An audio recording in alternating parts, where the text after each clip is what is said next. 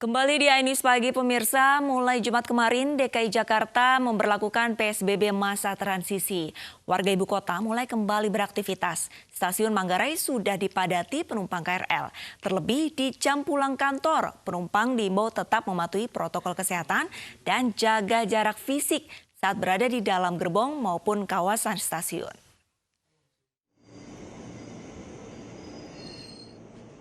Hari pertama masa PSBB transisi, Jumat kemarin, stasiun Manggarai terpantau ramai.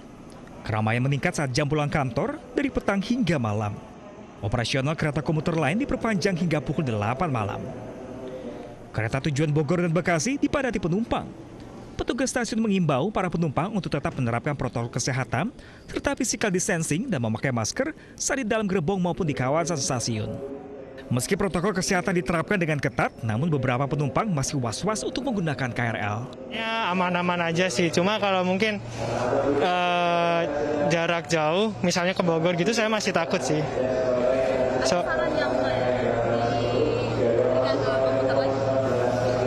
Mungkin pembatasan tiap gerbong ya. Saya kan tadi dari sebelum Manggarai mana? Ya, pokoknya dari Tangerang. Nah itu buat ke arah Bogor tadi itu masih full sih. Data dari PT Kereta Komuter Indonesia, peningkatan jumlah penumpang terjadi dalam sepekan terakhir.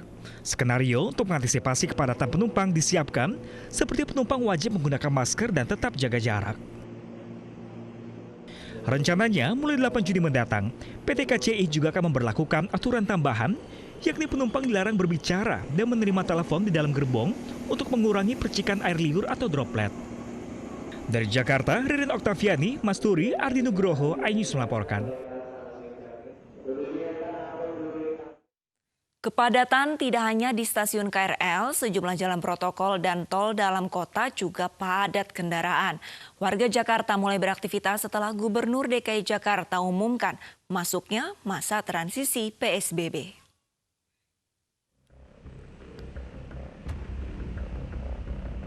Hari pertama masa transisi PSBB Jakarta, arus lalu lintas di sejumlah jalan ibu kota ramai.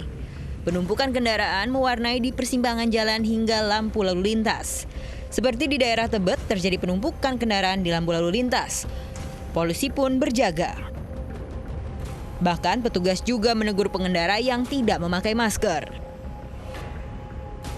Mobil juga nampak mengantre di keluar pintu tol dalam kota arah Sudirman dan Semanggi. Semua menuju ibu kota. Jalan protokol Gatot Subroto dan Sudirman juga padat.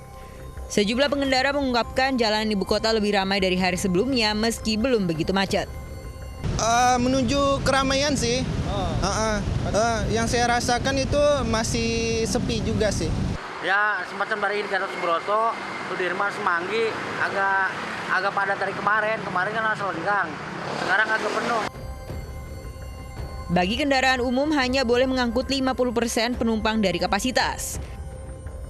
Sementara kendaraan pribadi bisa menampung 100% kapasitas jika KTP-nya satu alamat.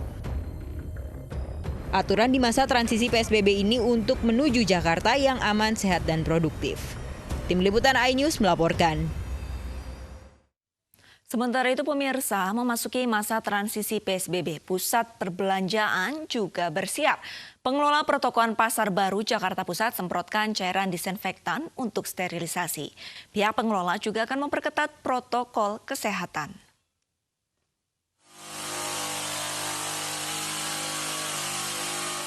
Guna mencegah penyebaran COVID-19, penyemprotan dilakukan petugas Sudin Penanggulangan Kebakaran dan Penyelamatan DKI Jakarta di Pusat Perbelanjaan Pasar Baru, Jakarta Pusat.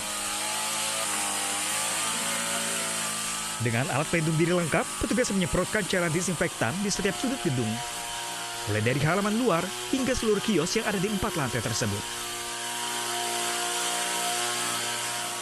Penyemprotan akan dilakukan rutin dan menyeluruh. Terlebih ibu kota memasuki transisi PSBB, sejumlah layanan publik termasuk mal akan kembali beroperasi.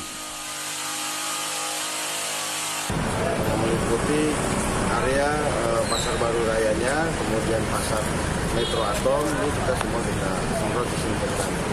Kegiatan ini dilakukan atas dasar Keputusan Gubernur Provinsi DKI Jakarta nomor 462 tahun 2020 tentang percepatan penanganan COVID-19 yang ada di Indonesia. Selama pengoperasian kembali pusat perbelanjaan Pasar Baru, pihak pengelola juga akan menerapkan protokol kesehatan dengan memeriksa suhu tubuh bagi pedagang dan pengunjung, serta membatasi jumlah pengunjung perharinya. Dari Jakarta Pusat, Raniston Sanjaya, iNews melaporkan. Gubernur DKI Jakarta Anies Baswedan meminta masyarakat untuk tetap di rumah meski telah masuk masa transisi PSBB. Sementara pengamat kebijakan publik Universitas Indonesia menilai seharusnya di masa transisi Pemprov DKI Jakarta mengadaptasi aturan yang mengurangi mobilitas massa.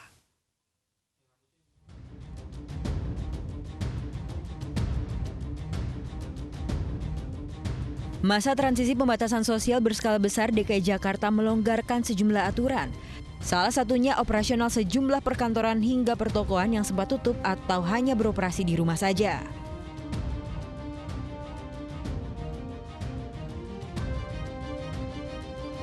Kini perkantoran hingga pertokoan bisa kembali beroperasi tetapi dengan aturan hanya 50% dari total kapasitas yang boleh masuk dan kewajiban protokol lainnya mulai dari jaga jarak hingga penggunaan masker.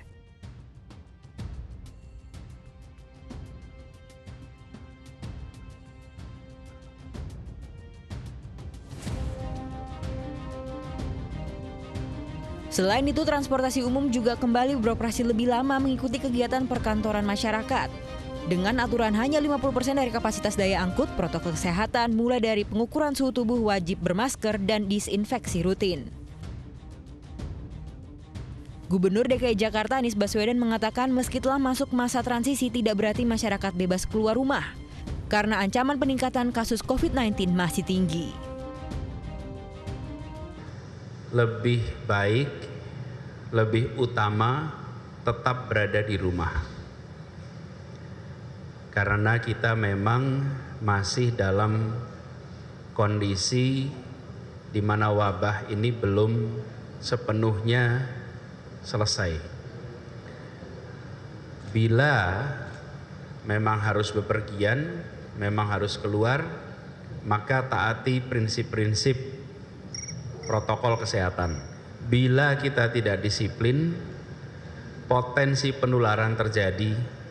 Bila angka kasus meningkat, bila pasien meningkat, bila sampai kematian meningkat, apalagi bila mengkhawatirkan, maka Pemprov DKI Jakarta, gugus tugas tidak segan-segan untuk menggunakan kewenangannya, menghentikan proses transisi, dan kembali kepada semua berada di rumah.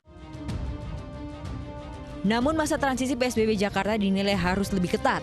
Pengamat kebijakan publik Universitas Indonesia menilai seharusnya di masa transisi Pemprov DKI Jakarta dapat mengadaptasi aturan untuk mengurangi mobilitas masyarakat di ibu kota. Apalagi Jakarta tergolong daerah dengan tingkat kedaruratan tinggi. Cara bekerja yang dimodifikasi dengan kebutuhan keterbatasan working from home dan berbagai berbagai solusi yang ditemukan sendiri oleh masyarakat. Nah, ini saya kira perlu diadopsi oleh pemerintah provinsi untuk kemudian dikembalikan sebagai satu cara yang lebih efisien, lebih rendah menggunakan sumber daya, dapat mengurangi beban jalan raya dan lain-lain untuk menjadi satu solusi yang ditemukan oleh masyarakat tetapi dikemas menjadi layanan publik ya, melalui kebijakan. Memang sejumlah aturan dan protokol kesehatan di masa PSBB sedikit melonggar di masa transisi. Harus ada tindakan preventif agar masa transisi ini tidak membawa ibu kota kembali menjadi epicentrum penyebaran COVID-19, mengingat dampaknya cukup besar bagi perekonomian masyarakat. Dari Jakarta, tim liputan iNews melaporkan. Salah satu pelonggaran di masa PSBB adalah dibukanya tempat ibadah untuk kembali menggelar kegiatan. Jumat kemarin, sejumlah masjid di Jakarta menggelar salat Jumat perdana sejak pandemi corona dan penerapan PSBB.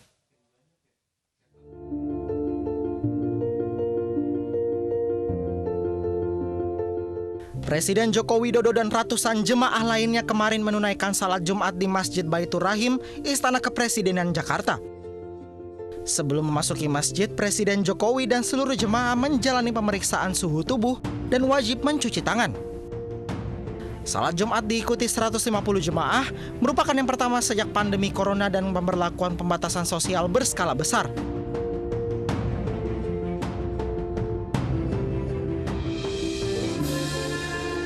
Ketua Dewan Masjid Indonesia Yusuf Kala kemarin menunaikan salat Jumat di Masjid Al-Azhar, Jakarta. Bertindak sebagai khotib adalah Ketua Umum Ikatan Cendekiawan Muslim Indonesia Jimli Ashdiki. Kapasitas jemaah dikurangi 50%. Jemaah yang tidak mengenakan masker dan bersuhu tubuh lebih dari 38 derajat Celcius dilarang memasuki masjid. Sayangnya aturan jaga jarak fisik tidak dipatuhi sebagian jemaah salat dengan berimpitan. Harap kita dilaksanakan dengan tertib jarak minimum semeter, tertib untuk pakai masker, tertib untuk masuk keluar cuci tangan. Sementara itu, Gubernur DKI Jakarta Anies Baswedan kemarin menunaikan sholat Jumat di Masjid Fathahillah Balai Kota. Sholat Jumat dibagi dalam 2 gelombang. Gelombang pertama pada pukul 12 dan 12:45 diperuntukkan bagi karyawan yang berada di lantai ganjil gedung Balai Kota. Sedangkan gelombang kedua pukul 13 hingga 13:45 dihususkan bagi karyawan yang berada di lantai genap gedung Balai Kota. Tim Liputan iNews melaporkan. Meski sejumlah masjid telah kembali menggelar sholat Jumat, Majelis Ulama Indonesia DKI Jakarta tidak merekomendasikan warga di wilayah zona merah untuk menggelar sholat berjamaah di masjid. Majelis Ulama Indonesia mengimbau agar masyarakat di zona merah tetap beribadah di dalam rumah. Untuk PSBL di 62 RW yang ada di DKI Jakarta yang memang masih jelas penyebarannya, kami tetap tidak merekomendasikan, dan itu kembali kepada Fatwa MUI nomor 14 tahun 2020, di mana tetap untuk beribadah di rumah masing-masing. Tidak hanya di ibu kota pemirsa, sejumlah masjid di daerah juga menggelar sholat Jumat dengan protokol kesehatan yang ketat. Sholat Jumat berlangsung tertib dan hikmat.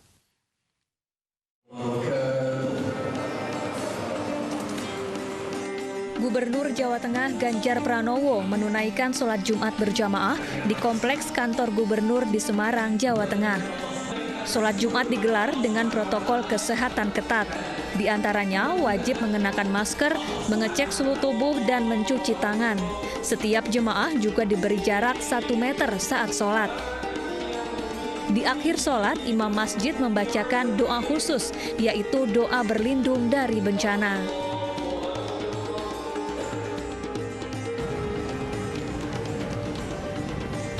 Selain di Semarang, sholat Jumat juga dilaksanakan di Surabaya, Jawa Timur. Antusias warga terlihat saat antre memasuki Masjid Al-Akbar. Durasi sholat juga dipersingkat dengan membaca surat-surat pendek Al-Quran. Selain itu, jumlah jemaah juga tidak sebanyak biasanya.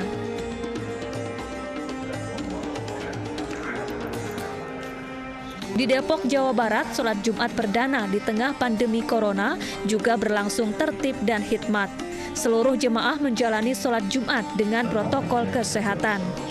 Sebelum sholat, seluruh masjid dibersihkan dan disemprot disinfektan terlebih dahulu. Setiap jemaah juga wajib mengenakan masker dan membawa perlengkapan sholat pribadi. Tim Liputan iNews melaporkan.